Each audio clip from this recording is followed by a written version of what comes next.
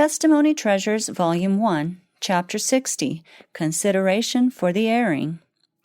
If, after one has done the best he can in his judgment, another thinks he can see where he could have improved the matter, he should kindly and patiently give the brother the benefit of his judgment, but should not censure him nor question his integrity of purpose any sooner than he himself would wish to be suspected or unjustly censured.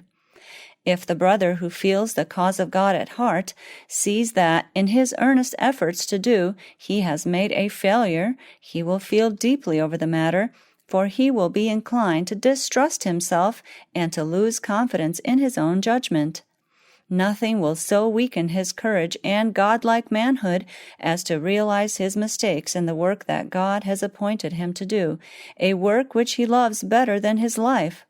How unjust, then, for his brethren who discover his errors to keep pressing the thorn deeper and deeper into his heart, to make him feel more intensely, when with every thrust they are weakening his faith and courage, and his confidence in himself to work successfully in the upbuilding of the cause of God.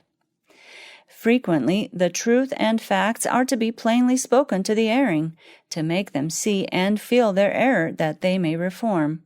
But this should ever be done with pitying tenderness, not with harshness or severity, but considering one's own weakness, lest he also be tempted. When the one at fault sees and acknowledges his error, then, instead of grieving him and seeking to make him feel more deeply, comfort should be given. In the Sermon of Christ upon the Mount, he said, "Judge not, that ye be not judged. For with what judgment ye judge, ye shall be judged. And with what measure ye mete, it shall be measured to you again." Our Savior reproved for rash judgment. "Why beholdest thou the mote that is in thy brother's eye, and behold, a beam is in thine own eye?" It is frequently the case that while one is quick to discern the errors of his brethren, he may be in greater faults himself, but be blind to them. All who are followers of Christ should deal with one another exactly as we wish the Lord to deal with us in our errors and weaknesses, for we are all erring and need His pity and forgiveness.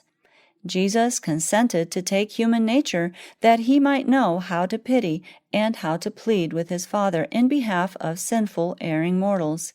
He volunteered to become man's advocate, and He humiliated Himself to become acquainted with the temptations wherewith man was beset, that He might succor those who should be tempted, and be a tender and faithful high priest. Frequently there is necessity for plainly rebuking sin and reproving wrong, but ministers who are working for the salvation of their fellow men should not be pitiless toward the errors of one another, nor make prominent the defects in their organizations.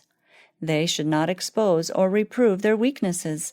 They should inquire if such a course, pursued by another toward themselves, would bring about the desired effect. Would it increase their love for and confidence in the one who thus made prominent their mistakes?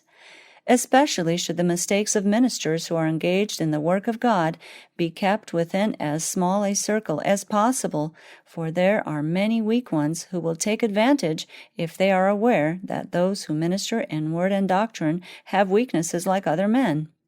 And it is a most cruel thing for the faults of a minister to be exposed to unbelievers, if that minister is counted worthy to labor in the future for the salvation of souls. No good can come of this exposure, but only harm. The Lord frowns upon this course, for it is undermining the confidence of the people in those whom He accepts to carry forward His work. The character of every fellow laborer should be jealously guarded by brother ministers. Saith God, "Touch not mine anointed, and do my prophets no harm." Love and confidence should be cherished. A lack of this love and confidence in one minister for another does not increase the happiness of the one thus deficient, but as he makes his brother unhappy, he is unhappy himself. There is greater power in love than was ever found in censure. Love will melt its way through barriers, while censure will close up every avenue of the soul.